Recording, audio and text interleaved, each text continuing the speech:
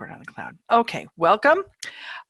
This is Professor Ruth Maas, and we're going to have our CIS 120 class. The first thing we're going to do is we are going to share screen, and I'm going to go over some slides. Okay, make sure we can see these. Okay, Claudia's here with us, and Claudia, do you see a slide that says CIS 120 webinar? Yes. Mm-hmm. Okay, perfect. So we can get started here. Okay. And my name is Ruth Maas, and I have a master's in educational technology, and I've been teaching for the United States University for about a year, and I really enjoy it. Let's go over some of the things, the course learning outcomes. And these are things that you should actually get out of the class, and if I don't cover them, get after me because I'm supposed to cover these things. The first one is explain how operating systems, software applications, and networking systems work together to output data. That's really important to know how all of this works, because in these days and age, if your operating system goes out or your network doesn't work, if you need to have some clues as to how to fix it, especially if you have your own business. The second one is navigate, search, and utilize the internet. Another thing I'll add in there is how to advertise on the internet, and that's important for marketing majors as well, and the do's and don'ts for that. How to use Microsoft Office and the Google Suites, and that's really important too. The other ones are communicate, collaborate, and learn using web conferencing tools, which we're using right now. We're using a platform called Zoom, and it's very easy to get on. And more these days, we're having collaborations with people, all over the United States. And so if you're a business manager or whatever, and you need to talk to somebody, it's a lot cheaper to talk to them online than it is to get on an airplane and spend a few days, outside of your business. Number 5 is promote digital security, and that is big with businesses. User integrity and ethical use of the internet. Basically what that is also with copyright. What can you post? Can you repost stuff? What are the rules? And examine the changes that the World Wide Web has made to global society, and it's been quite an impact, I'll tell you. Okay, so going back to here, did you have any questions on any of these? Okay, good. So the course learning outcomes, we know about that. Here's the grade breakdown. Your introductory assignment, it has all the percentages, 2%. Unit assignments are 40. Key assignments are 40. Webinars are 16, and reflective essays 2.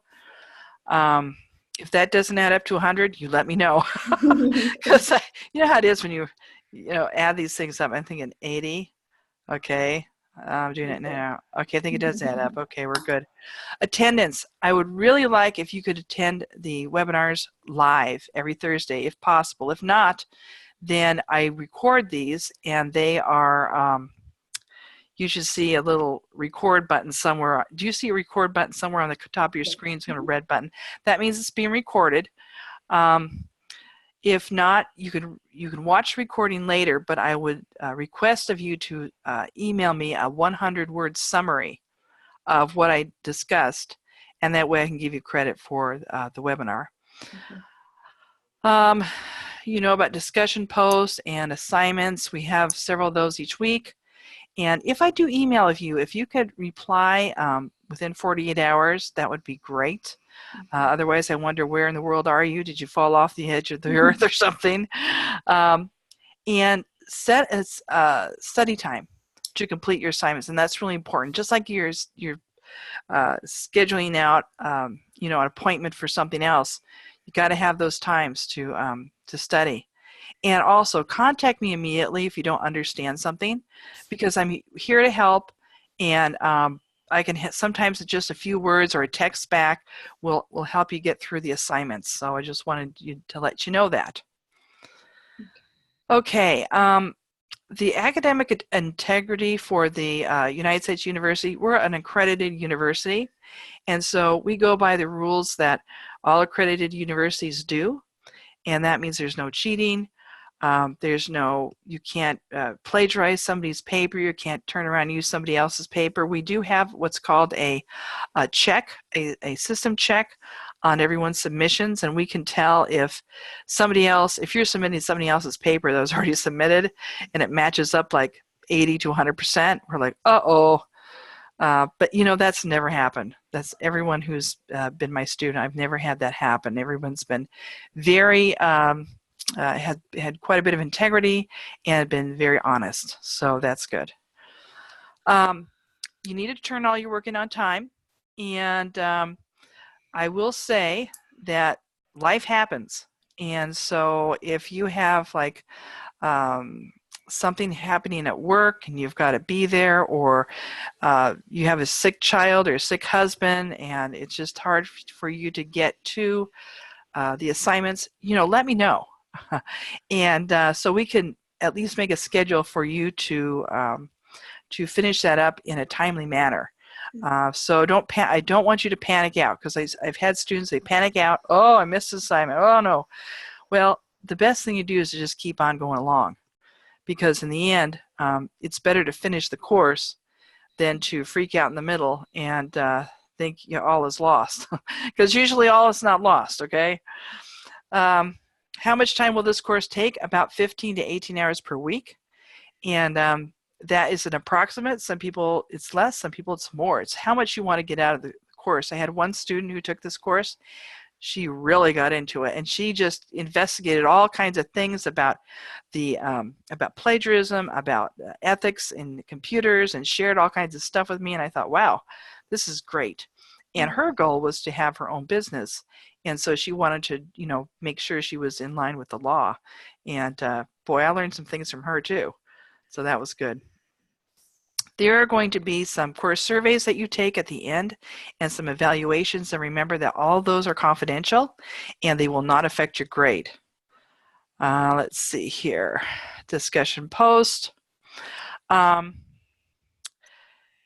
thing about your discussion post, especially for this class, is that if you have a real life situation that segues into what we're talking about, please share it with us, because it's really important to realize that these computer literacy dilemmas happen every day. For example, I have a website called ruthmaas.com, and I've had it since I graduated with my master's, and it was a portfolio piece, and it got hacked.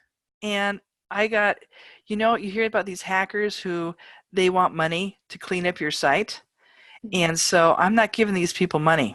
I'm just redoing my whole website. But if that happens, now that I've had it happen to me, I know how I'm going to prevent it the next time. But if something like that happens and it's pertinent, everything we talk about is confidential.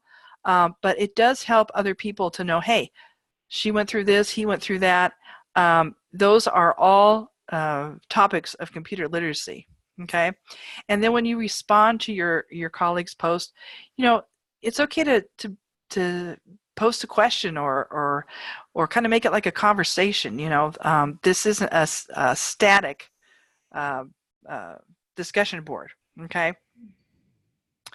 And if you were unsure of what you're supposed to post, please contact me. I've had students who said, well, I didn't post because I didn't know what to post. And then I'm like, okay, your post is 2 days late. Well, I didn't know what to post. Well, let me know, when you're thinking about that, email me or text me right away. Okay. One thing that I noticed is that somehow the course syllabus was not loaded in. And so if you try to click on the course syllabus before tonight, it wasn't there. And that's because we changed learning management systems over the last few months. And so it was in the other course management system called Blackboard, but it wasn't in this one called D2L. And DL2 stands for, or is this D2L? Desire to learn. I don't know if you knew that, but that's what D2L stands for. It's desire to learn. And it's a new learning management system that the United States University just adopted. And so some things didn't get transferred over. And I'm like going, oh no, syllabus, where is it? So I uploaded it tonight. And when you click on course syllabus, you'll see a bunch of things here. There's the student code of conduct, plagiarism guide, academic affairs policy, the Rehabilitation Act, and Americans with Disabilities Act. And then at the very bottom, what's there? The syllabus, because I just added it. So there is an assignment that you're supposed to read the syllabus and do a scavenger hunt. And I think it's due tonight. So don't worry about that deadline.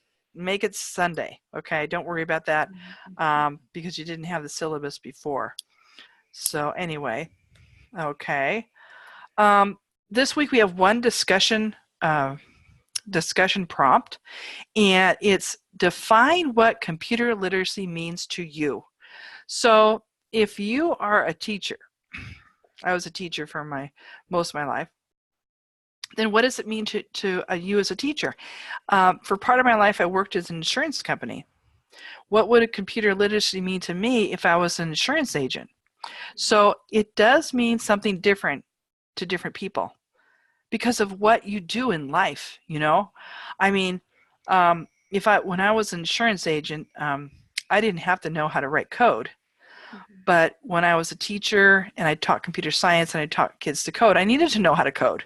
So it's a whole different thing. It says write 1 or 2 paragraphs explaining what things you do and or know how to do that make you computer literate.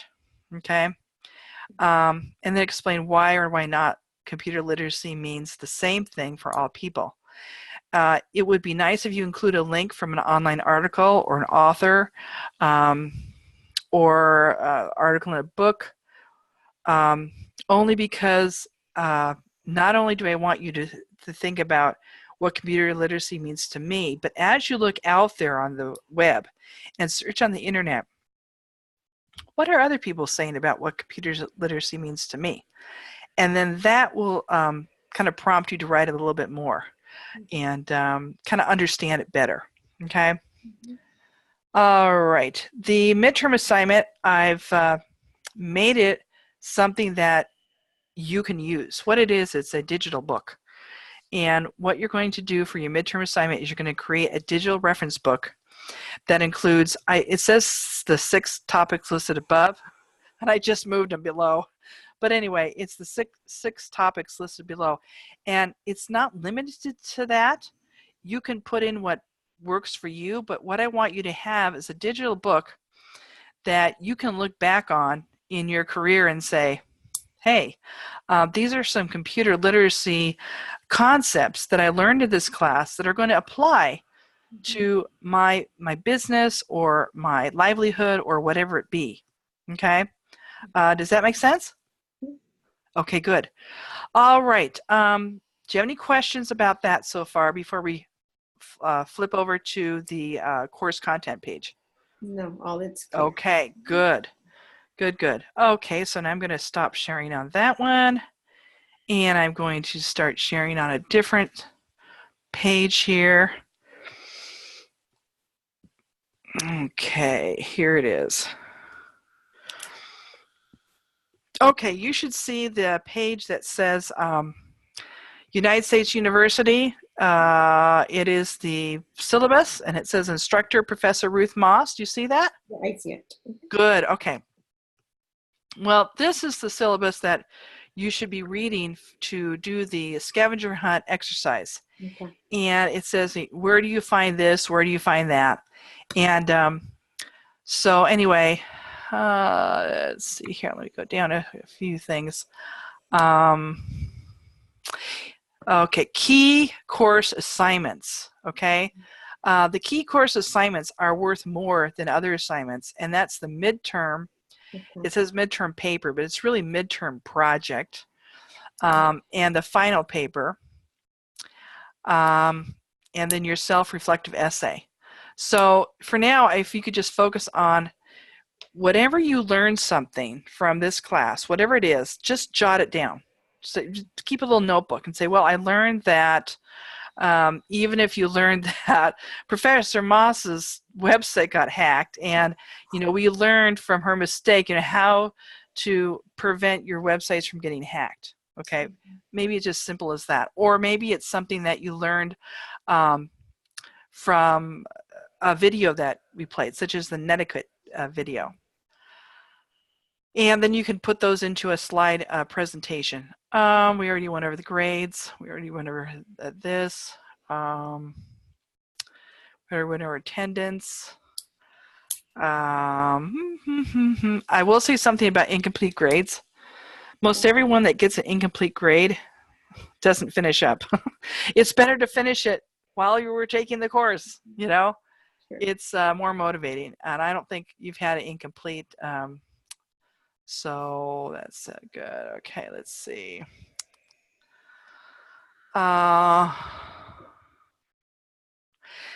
It says here, keeping your coursework. You will have access to your coursework from the course start date until the last day of the session.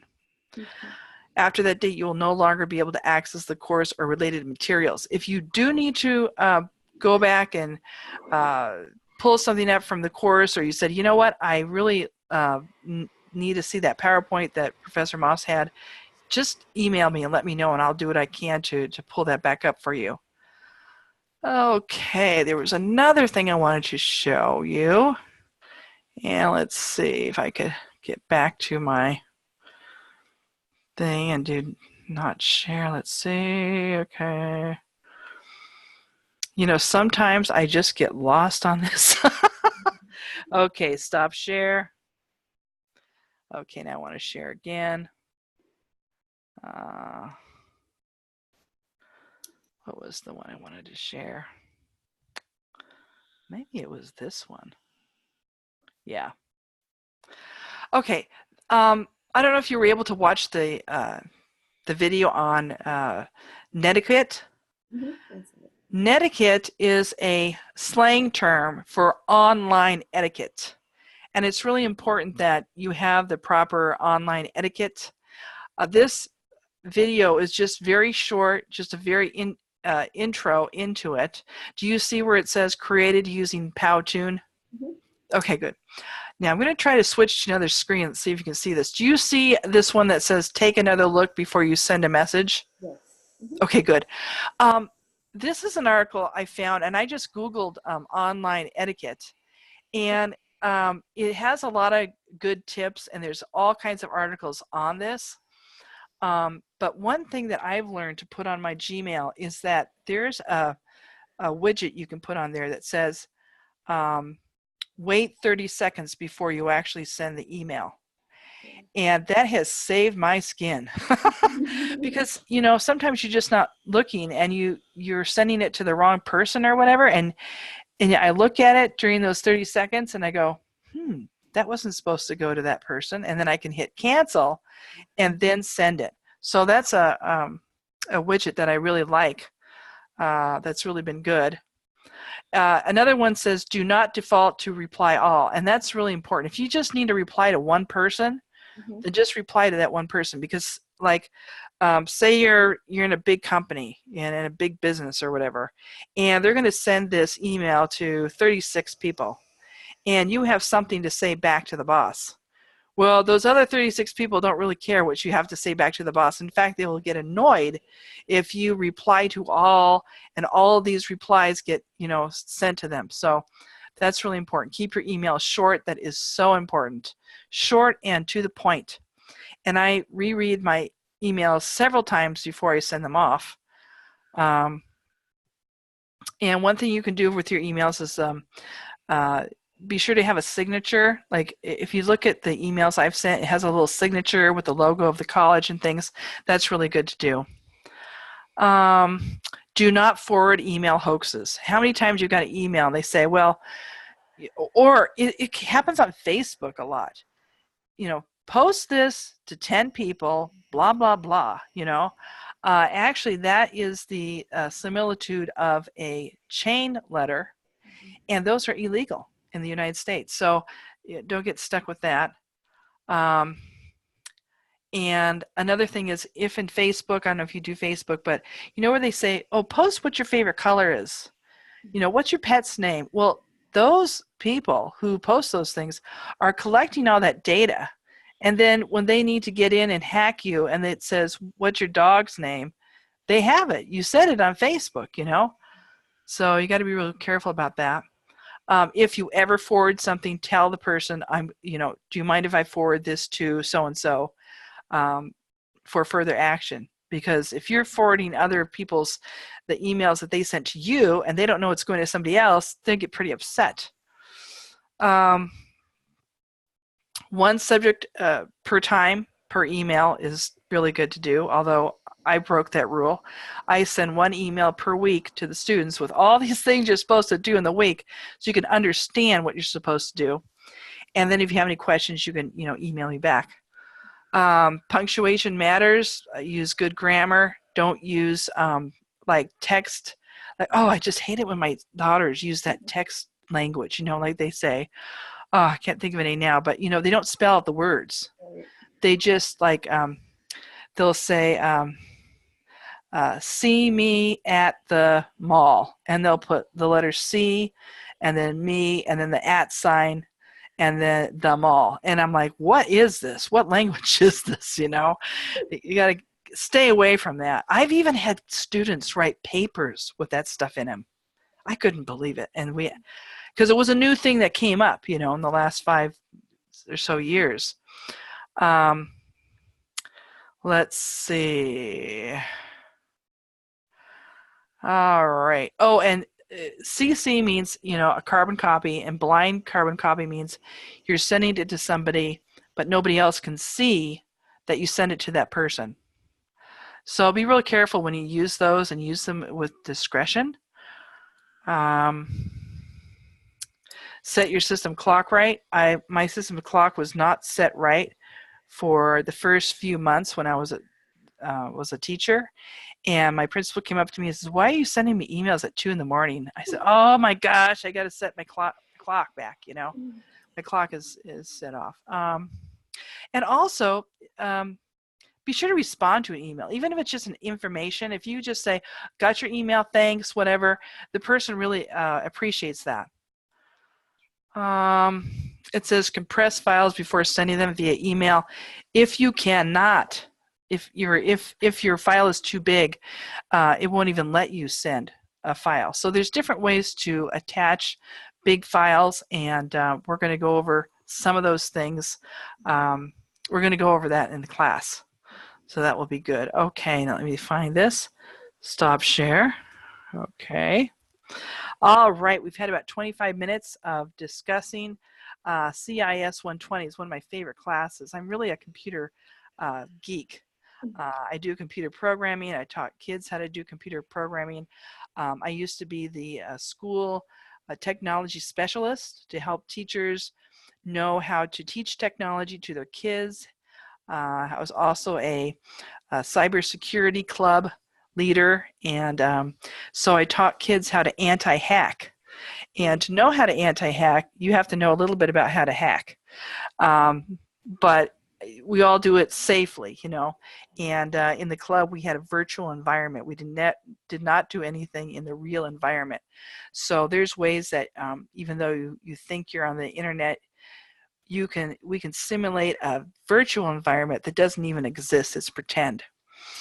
And in this class we'll be learning about the dark web. I don't know if you've heard about the dark web at all, but there's layers of the internet, and the layer that we see every day is just one of the layers.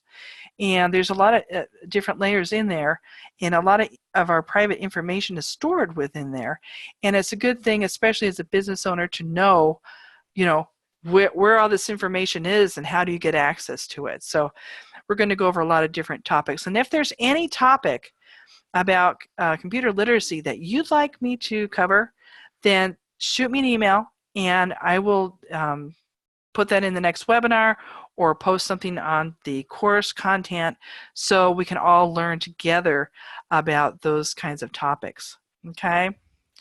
All right. Do you have any questions? No. Okay. I know I talk kind of fast, but I know that people who listen to recordings, they like to just hear it and go on, But I'm happy to be your professor, and I know we'll have a good 8 weeks together. And thank you for attending live. And if you can't, like I said, I record these, and then we'll be able to listen to them later. Okay? All right. Well, I guess with that, I will end, and we will meet again Thursday, as long as I'm going to try to contact everybody in the class and see. Maybe Thursday's not working, but since you're here, Claudia, does Thursday work for you? Yeah, it works for me. Okay, good. That's wonderful. Okay, well, I guess with that, we'll end the meeting, and we'll see you next week. And thank you for doing such a good job turning in your assignments. Thank you. Okay, bye-bye now. Bye. Have a good evening. You too.